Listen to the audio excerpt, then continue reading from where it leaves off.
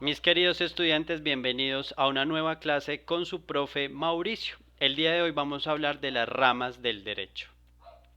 El derecho se divide en derecho público y derecho privado. El derecho público hace referencia a las relaciones entre los particulares y el Estado.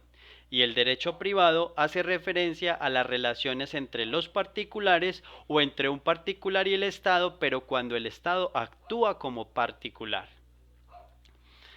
A su vez, el derecho público y el privado tienen sus propias divisiones. En el derecho público encontramos el derecho constitucional, el derecho procesal, el derecho administrativo, el derecho penal y el derecho tributario. Mientras que en el derecho privado tenemos el derecho civil, comercial, laboral y agrario. A su vez, cada derecho tiene su propia división. Por ejemplo, el derecho civil se divide en personas y familia y en el derecho civil patrimonial, que a su vez tiene sus propias divisiones. Y el derecho comercial se divide en objetivo y subjetivo. Luego, encontramos en el derecho laboral el derecho colectivo, individual, cooperativo y seguridad social. Es decir,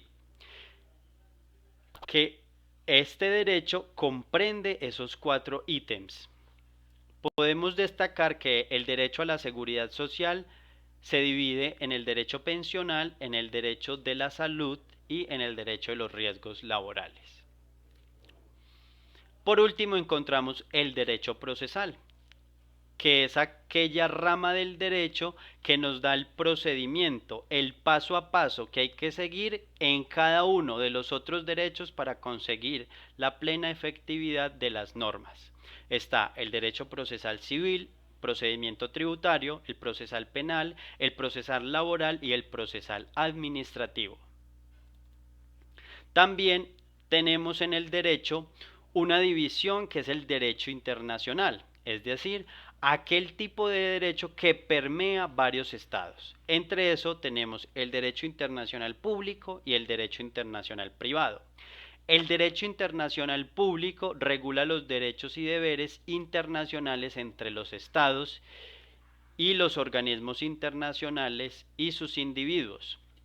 En cambio, el derecho internacional privado es el que regula las relaciones entre privados o entre estados con un privado siempre y cuando el privado se encuentre por fuera de las fronteras del estado.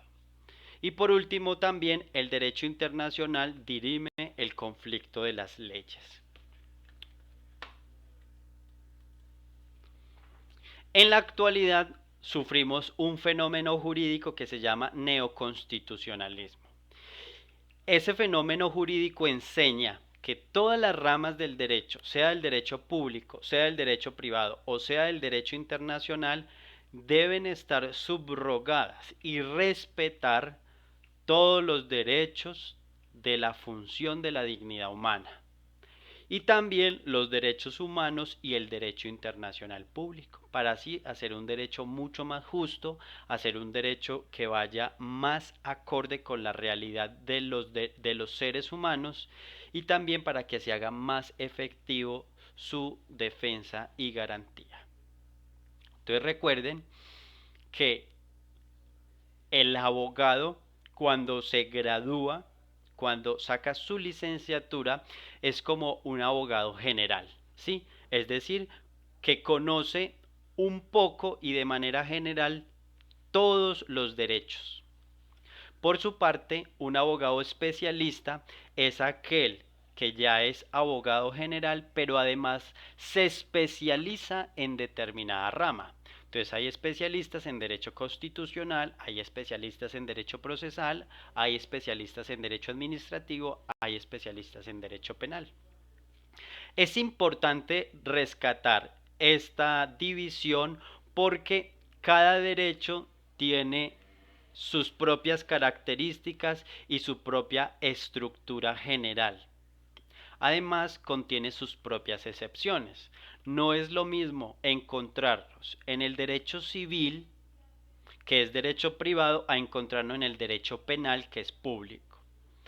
¿Por qué? Un ejemplo, el derecho público es de estricto y taxativo cumplimiento, mientras que el derecho privado, aunque en primera medida es de obligatorio cumplimiento, muchas de sus normas permiten a los individuos a través del principio de la autonomía contractual hacer flexible determinado artículo de la norma para aplicar el principio contractual. Bueno, compañeros, esta es la clase por el día de hoy. Recuerden por favor suscribirse, darle like y compartir con todos sus amigos y colegas. Ayúdenme a ayudarlos. Muchas gracias.